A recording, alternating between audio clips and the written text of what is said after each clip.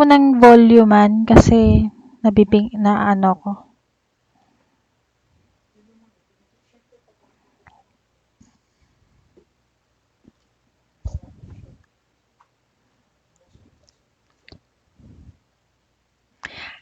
Hello!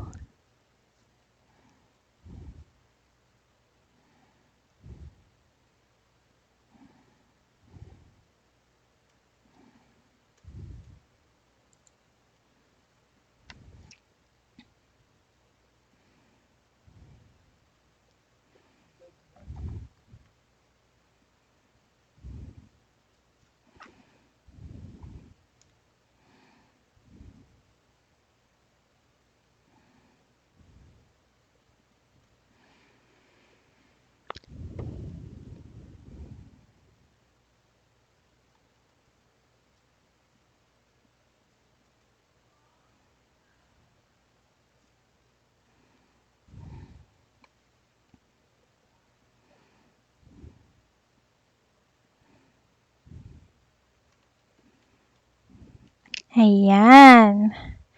We are live.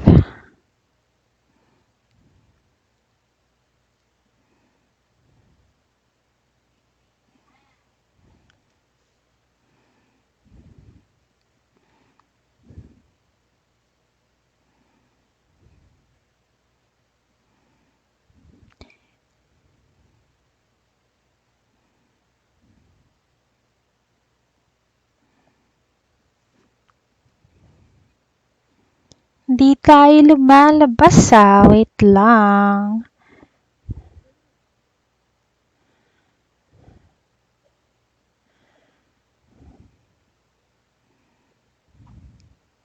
Ayan. Okay, let's wait for our viewers.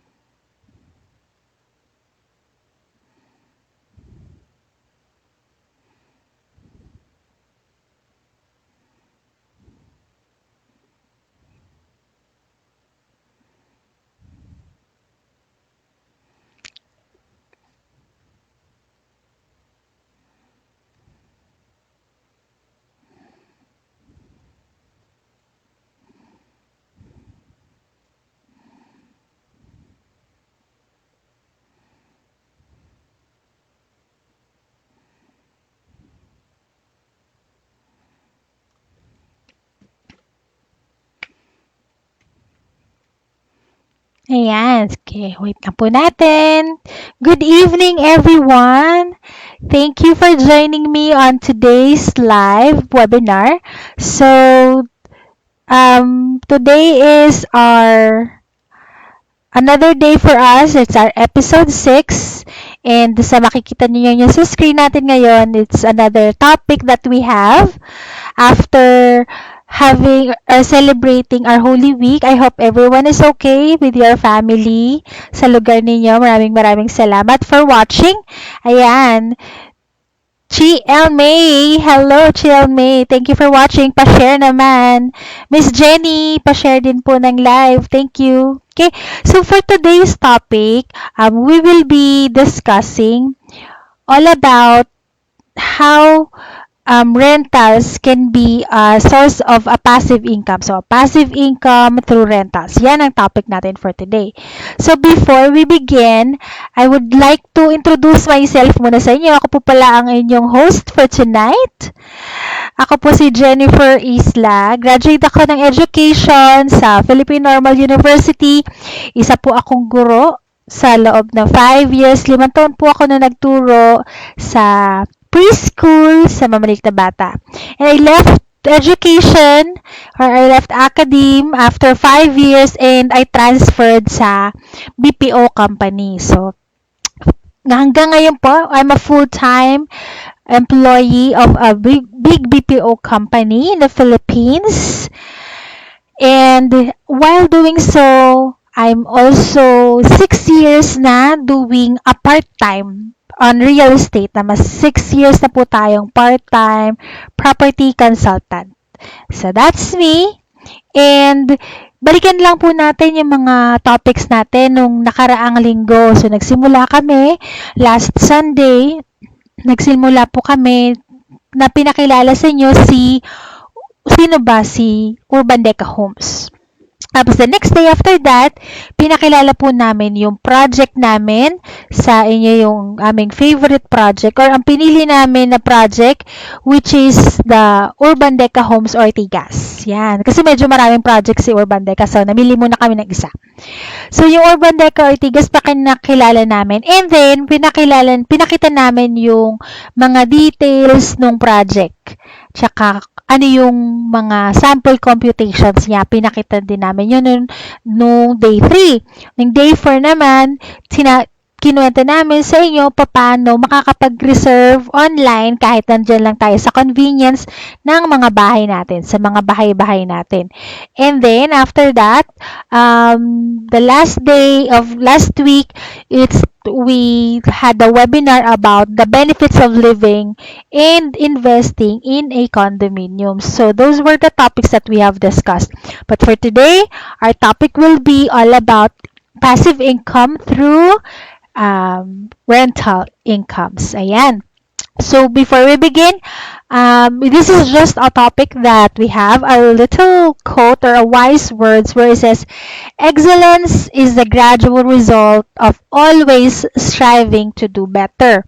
So we, together with my team, we took a challenge. This is actually a challenge given to us by our CEO for the real estate, by Shore Homes, that let's go out of our comfort zone kasi medyo wala nang let's do something different. So we were challenged to do Facebook Live. So there's a lot of us that were having difficulty into doing Facebook Live, but we strive. So gradually, on the first day, we were so nervous, and then gradually we have been better, and hopefully this is a better day for us as well. Okay? And so, with the next slide that we have is we just like to talk about bakit yung mga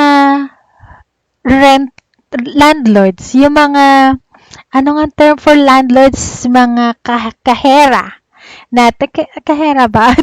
Tell me, comment down ang Tagalog ng mga landlord natin. Ayan, so yung mga landlord natin are rich. They make money while sitting back and relaxing at home. So the landlords are richer because they can make money while they sit back and relax at home. So for today's topic, we are going to tell you or educate the rest of those that are watching. You can share this para marami po tayong or maraming ibang taong matuto on how they'll become rich or earn passively through rental income. So, ang question, can I earn extra income by being a landlord? Ayan, ang tanong namin sa inyo. Well, definitely, it's a yes. Yes na yes po tayo dyan. So, paano? This is our how to earn passive income. So, number 1, passive income. It's generate passive income every month without actively participating in your business. Yung mga nagre-rent dito sa atin, sa mga nanonood, currently, yung mga nagre-rent sa inyo, nai-experience nyo po ba yung mga may-ari ng unit na tinitirahan ninyo, na mga apartment ninyo, na mga condominium, mga house and lot? Na-experience nyo po ba sila araw-araw? Ay positive. Most of sa inyo, nakakausap lang natin yung mga landlords natin kapag singilan time or kapag may concern tayo sa kanila. Yan. Yan lang natin sila na-experience. But in general, the landlords, they get income without actively participating in the business on a daily basis. So, paano pa? So, cash flow. They become rich and fund a wealthy lifestyle by acquiring positive cash flowing properties. So, tuloy-tuloy lang as they get their rents, they acquire more properties, they get new businesses. So, nagdadagdag pa sila ng mga businesses nila, ng mga properties nila para mas lalo pang lumaki yung cash flow nila, mas lalo pang dumami. Ayan. Next natin kung paano kumita to rental is a property value appreciation. So, sa mga hindi pa masyadong familiar with the real estate, we know that a value of a property tumataas year after year after year. Depende sa market trend, depende sa population ng growth, depende sa area, sa inflation, at disinflation. Actually, ngayong nararanasan natin sa enhanced community quarantine na to, di ba? Halos yung mga familiar sa inyo dyan sa mga stocks, sa mga mutual funds, sa mga ibang klaseng investment, kahit yung mga nag-business, di ba? Lahat, karamihan ngayon, they all fall down or gradually wala masyadong kinikita. Sino lang currently ang mga kumikita ngayon? Yung mga meron pa ding renters. Yung mga nagre-rent ay nagpaparenta. May mga iba that they waive. Siyempre, mababait din naman yung karamihan landlords. Ayan. So, yung mga iba naman, it's kumikita sila ng kahit, or minsan hindi na sila naningil. 'Di ba? Yung mga karamihan ngayon. But for some, they continue to get their lease. Nababayaran pa rin sila. So, from all other businesses, sa real estate, yeah, tingnan natin, nawala na daw ako. I think I am still running. Ayan, it's running at 11:29. Ayan. So, next is the building equity. Ayan. So, there is always a silver lining of a rental business that you can build your equity with other people's money. So, paano daw ba yan? Yung down payment o yung equity po kasi sa real estate term, no? So, yung rental business natin, down payment lang, and then, hindi na tayo magbabayad ng amortization kasi yung renters, sila na ang magbabayad ng amortization. And then lastly, is the snowball effect. So, just like the snowball, it starts ng maliit and then gradually, lumalaki, hanggang magiging isang empire na siya. Marami po tayong mga millionaires na nasa real estate business. Marami po tayong mga millionaires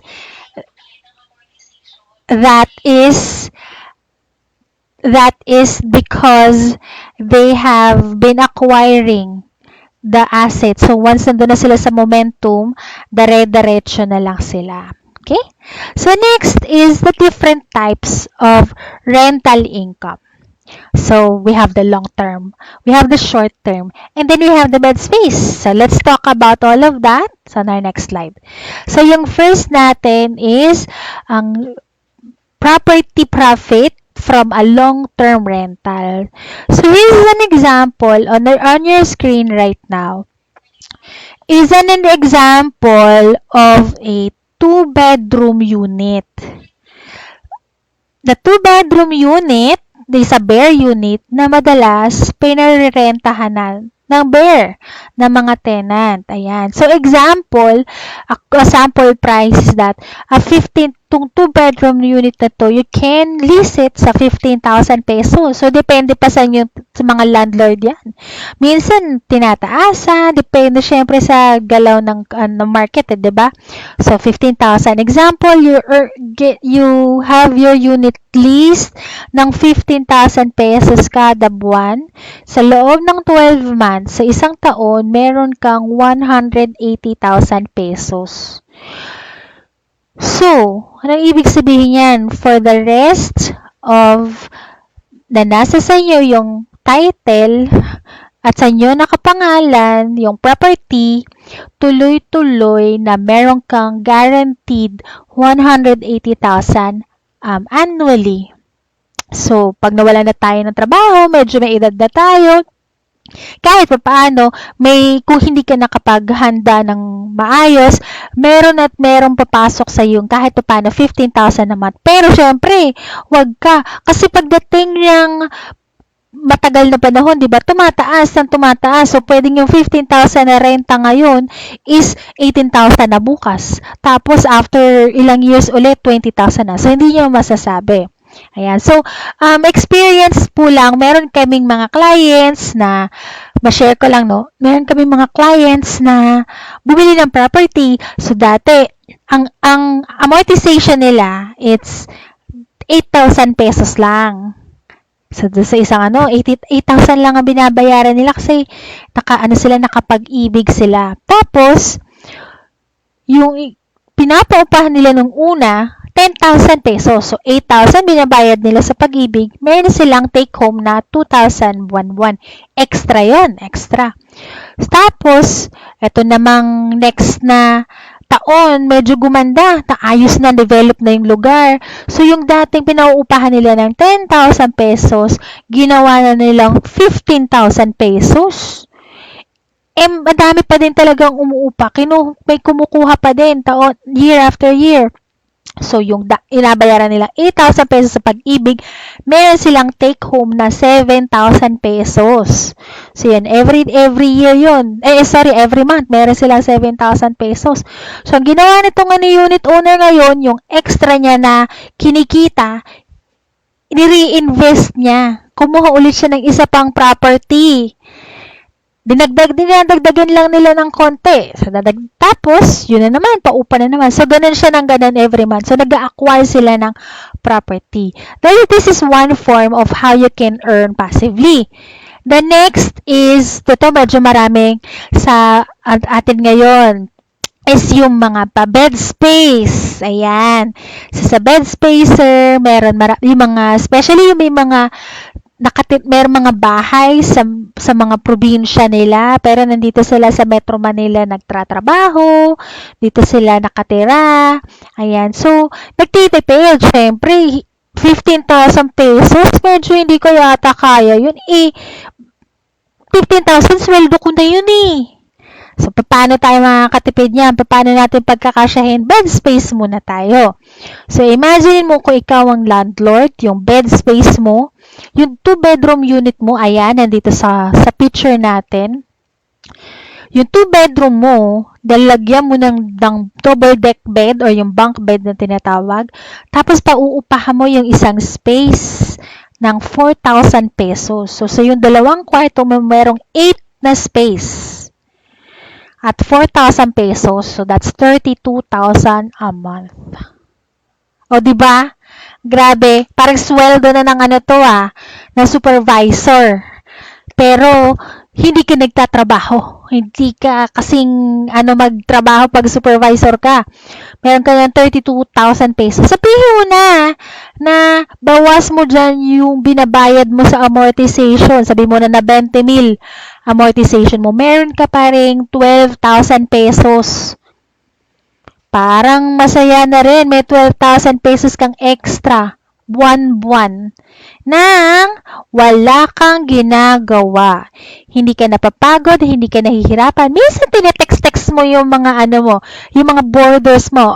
Kamusta naman kayo dyan? Maginagawa ninyo? Ayan, yung upa mo, kailan ka magbabayad? Malapit na due date mo yan. So, ganyan na lang. Itong nasa picture po natin na to sa screen ninyo, ay sample yan sa isang project namin. 2-bedroom po yan. Tapos, ginawa pa nung owner dahil wala namang gumagamit nung labas. Dahil yung mga niya, puro estudyante. Puro empleyado, uuwi lang, natutulog. Nilagyan pa niya ngayon ng 2 pang bunk bed sa labas. So, instead na sofa dito, nilagyan niya pa ng 2 pang bunk bed. So, medyo mas madami. So, 16 na, 8. 12 na yung kama ng unit niya. Imagine mo na lang, 4,000 times mo sa 12, Hindi ko na lang alam kung ayaw mo pa rin maging isang landlord niyan. Ayan. So, na-experience namin yan. Actually, meron kaming mga iba pa mga clients na yung isang kwarto na siya lang ang isang unit na inuupahan niya.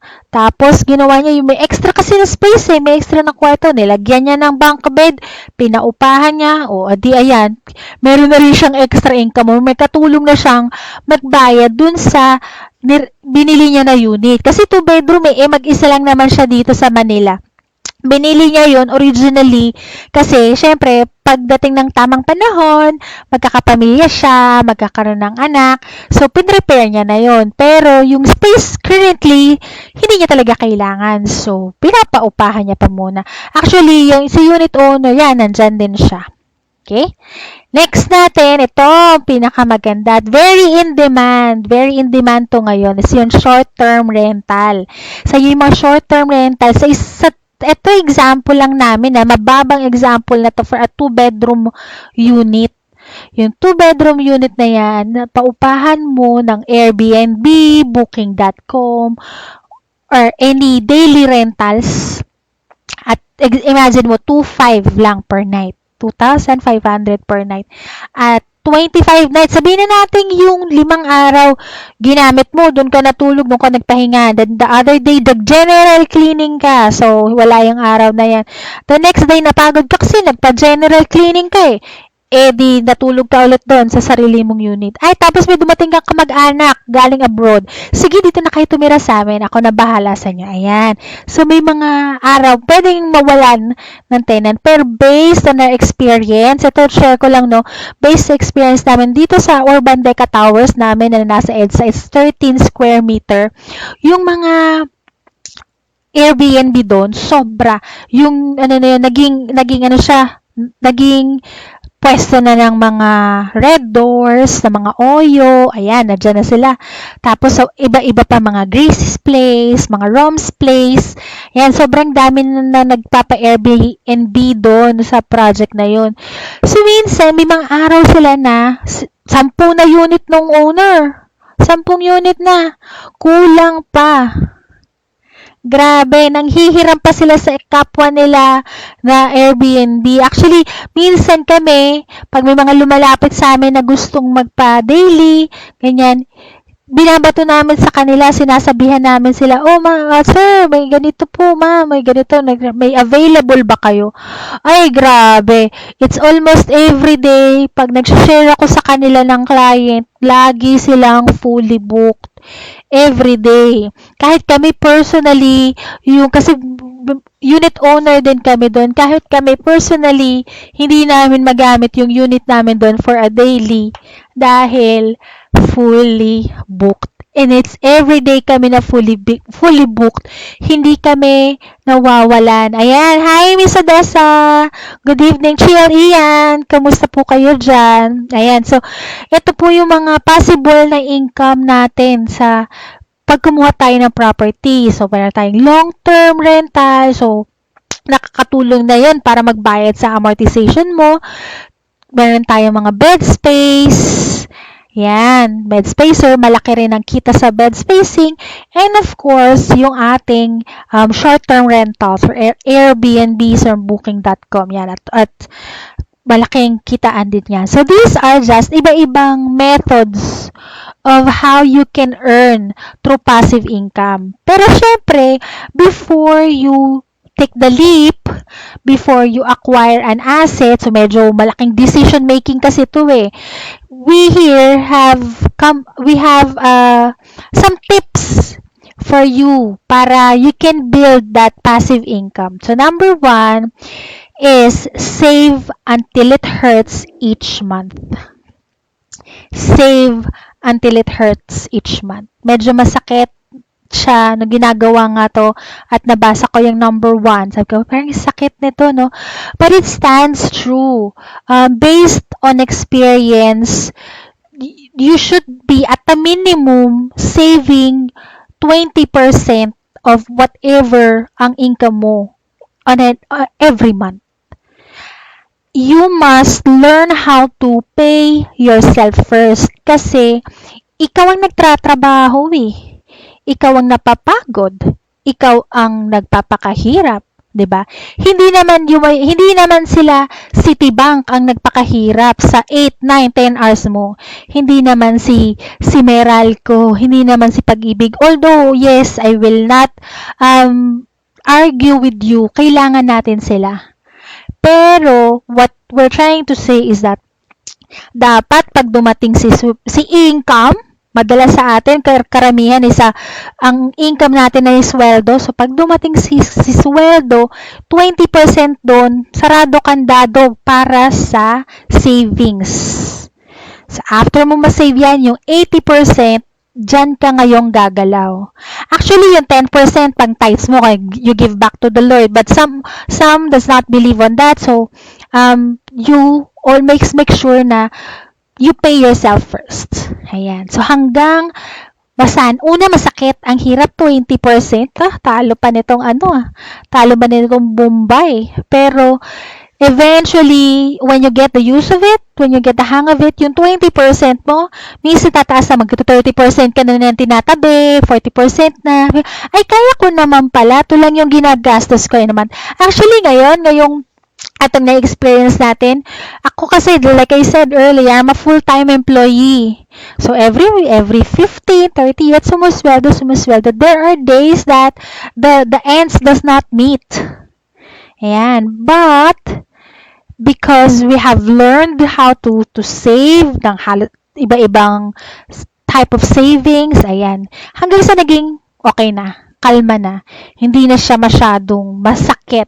Pero like ngayon, mas matipid as we are nandito lang sa bahay. We cannot go out. Hindi tayo makapag-milk tea, hindi tayo makapag-Starbucks, di ba? Yung mga laging nandyan, hindi tayo makapag, ano ba ito? Yung mga unliwing, samgyupsal, yan. So, medyo na-stop muna siya. Hi, fans, besh, kamusta ka dyan? Ayan, so medyo nakatipid tayo. Diba? Kaya naman eh. We can survive without having all those milk tea, ng Starbucks, mga coffee bean, yan. Survive naman. So far, so good. Sane pa naman, diba? So, save lang po tayo. Next is to focus on income-producing assets. So, dapat, yung mindset natin, yung focus natin, if meron talaga tayong goal, or this na-set na goal na gusto nating maging, we have to focus on those income-producing assets. Ano ba yung mga income-producing assets? Ito bang kotse na bibiling ko? Pagkakakitaan ko ba to? In what means? So, meron dyan, pwede tayong magpa-grab, pwede tayong magpa-service, airport, ganyan. So, if you will get that as your means of, or source of income, well and good. Pero kung gaya ngayon, yung kotse natin, once na lumabas na yan sa kasa, kukuha ko, ay, ganda, latest model na sasakyan. Paglabas ng kasa niya, di-depreciate na kagad ang value ng kotse natin. Bumaba na siya kagad, di ba? Tapos, hindi naman natin gagamitin. Saan ba natin ginagamit? Pang pasok sa opisina, maybe it saves us time. Pero kung kaya mo naman mag-carpool, 'di ba? O carpool isa, dalawa, or tatlo kayo sa kotse, then that can be a good venue for you para really to look into getting that car. Pwedeng yung cellphone. Paano magiging asset or income producing yung cellphone, yung mga cellphone natin?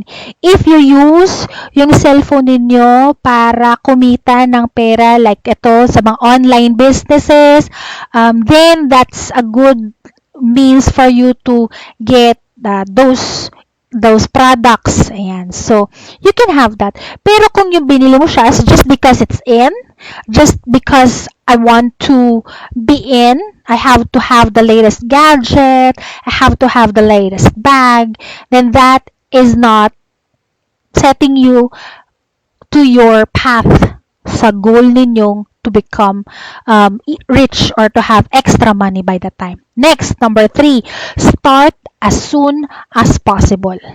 There is no excuses. Walang ibang time or a better time. It's just now. Ngayon. Lagi ngayon. Dahil lang bukas hindi na natin mababalikan yan eh. Kailan ba tayo magsa-start? So, dapat ngayon na.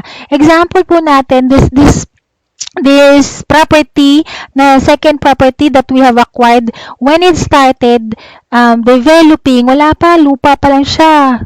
It started at 900,000 pesos. Si Urban Deca Towers, it's a 13 square meter, sobrang liit, sabi 900,000 pesos. Hindi namin alam paano 900,000 pesos, 13 square meter, parang sobrang liit, parang it's too good to be true. So kami, we did not trust, hindi kami naniwala, but lo and behold, tumataas yung unit, nagkakaroon ng floors, gumaganda. Pak, sabi namin, parang tumataas na yung dating 900,000, naging 1 million, naging 1.1, hanggang sa nandun na kami, halos 1.2 when we got that property. So yung 1.2 na yon, it's way back 2016. Pero last year, 2019, may mga nag-reopen units po kasi tayo, Ang closing sale for that is at 1.9 million pesos. So imagine, it's from 900,000 pesos. Kung kinuha na namin siya, sana siya nung 2015 at 900,000 pesos, di sin sana, ang return of investment namin is 1 million. Pero we waited a couple of years, tapos 1.2, so medyo nasa 800,000 lang. Pero still, it's not bad. So, start as early as now. If you're not saving, if you're not doing anything to change your life, now is the right time. Number 4, calculate how much passive income you need. We are all gonna get old at some time. Reality check lang po. Lahat tayo will probably lose yung mga trabaho natin if we're an employee. Yung mga businesses natin, so probable na nandyan or hindi nandyan.